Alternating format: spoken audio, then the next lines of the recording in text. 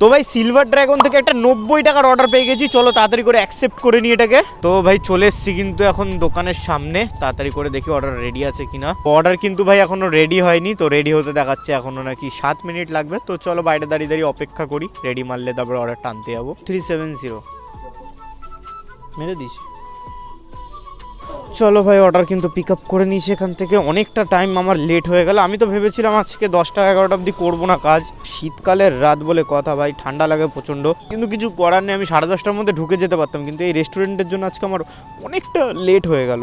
তো order pick up করে কিন্তু বেরিয়ে পড়েছি, আর অর্ডারটা কিন্তু আমার বাড়ির দিকের অর্ডার, মানে শ্যামনগরের অর্ডার। আর রয়েছে কিন্তু এখন আমি বলে দিই ব্যারাকপুরে। তো এখান থেকে 9.5 কিলোমিটার দেখাচ্ছে যেতে লাগবে। তো চলো তাড়াতাড়ি করে যাই কাস্টমারের লোকেশনে। আপনি রেলগেট ক্রস করতে বারণ করেছিলেন, তো ওই জন্য আমি ভাবলাম আবার হয়তো ওইদিকে রয়েছে। এইদিকে মানে আমি তো এসছি ওই দিক দিয়ে, ওই রেল লাইন ক্রস করে এদিকে আস। ও না, ওইটা মাঝে সাঝে একটু দেখায়।